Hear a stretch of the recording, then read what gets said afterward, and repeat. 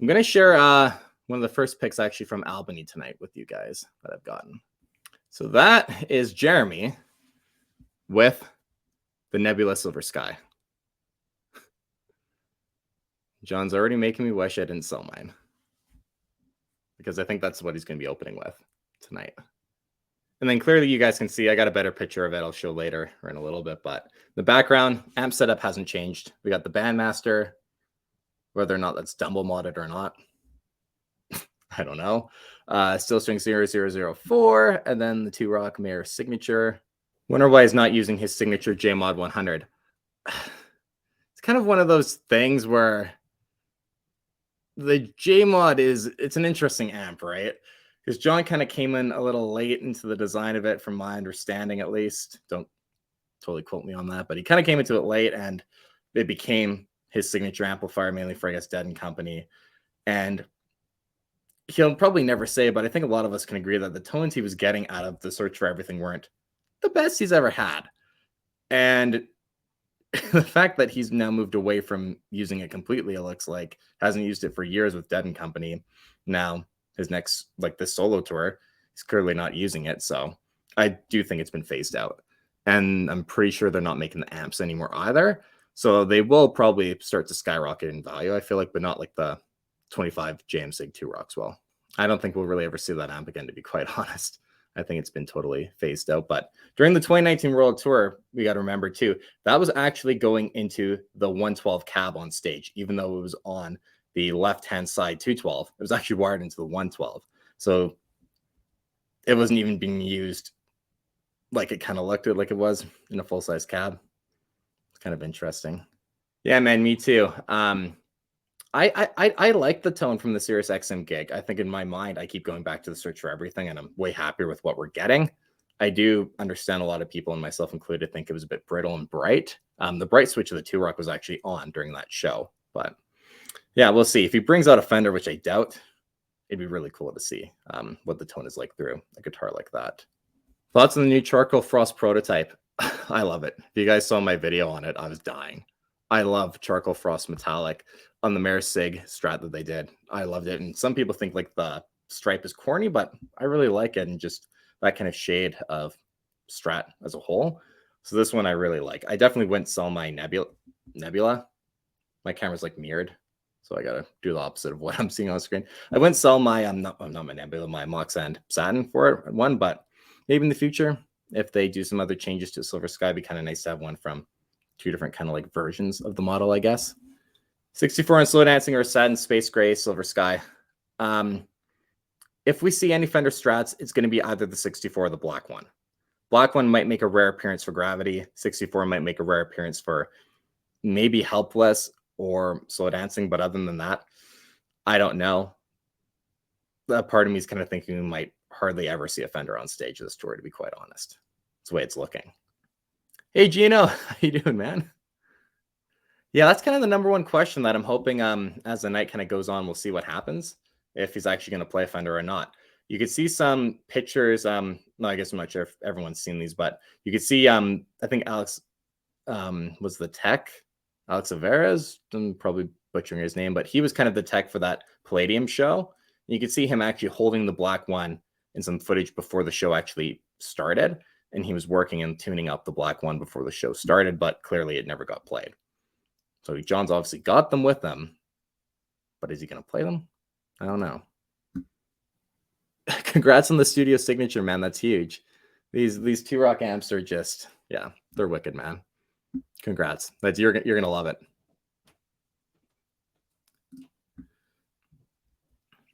Yes, this is actually something I wanted to talk about. I think the best tone from the Palladium show was the Belief one. Let's see if I can bring that up for you guys here.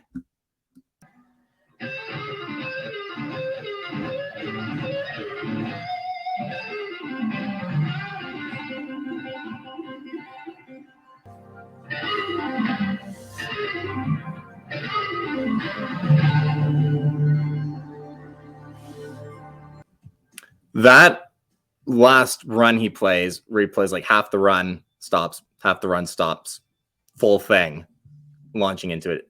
When I first heard, that's my favorite part of the whole performance. It was just epic. It was just so epic. Just let this play in the background. I definitely think it's going in that direction, all of his tones. If you kind of look at the Continuum Tour, Battle Studies, Born and Raised, it's kind of a linear tone progression, as a lot of artists have. Search for Everything kind of goes off in its own direction. And then we have kind of a correction with the 2019 World Tour, which I think was some of the best tones since Continuum. And then this era, I think, is going to be brilliant too. Thank you. Thank you, guys. Whoever's in like the European time zones, thanks for tuning in. That's amazing. So underneath that bridge of the Silver Sky that we had from the Palladium show, it said Prototype Silver Sky Advanced Research Division. Kind of a interesting thing. He's almost poking fun at maybe the fact that, yeah, you know, I'm road testing stuff like Pierce Proof. So I'm not sure if there are new pickups or whatever. Obviously, it's a new finish, but other than that, impossible to tell right now. Yeah, if we got Crossroads, that'd be amazing. It kind of fits the whole vibe of Clapton, the 80s, his cover of Crossroads. Why not bring it back in?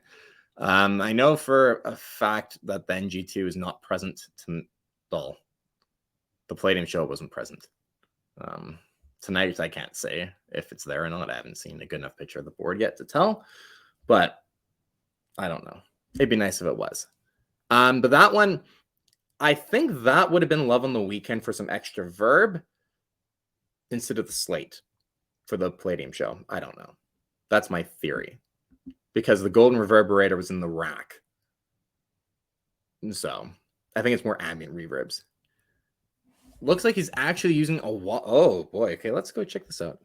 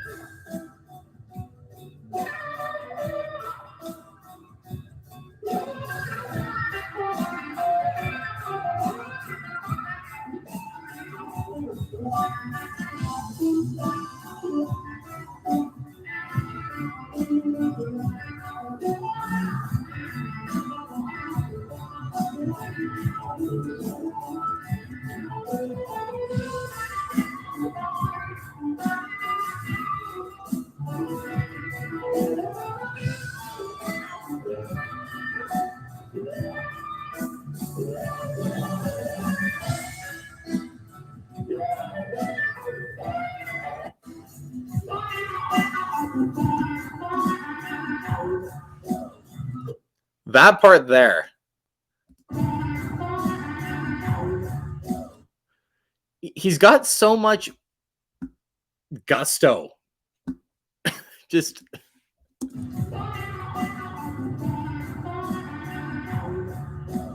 he's got that John Mayer. I gotta save that video. That was brilliant. That was brilliant. That's obviously with the wah pedal, the exotic. That sounded amazing. Anyone know if he played like the song with the Qtron or if he was actually using the wah for the main bits? That'd be really interesting if he started to change that. Wow. That sounded brilliant. That might be the solo of the night. I'm calling it now. Arthur, you're the man. I was just going back and looking. Okay. I think what we're going to do for the live stream here, guys, I'm going to bring up the full clip of Last Train Home, the opener for tonight. We'll listen to it in its entirety. We can discuss pedals, the tone, and then I think we'll call it a night. If that sounds good to everyone.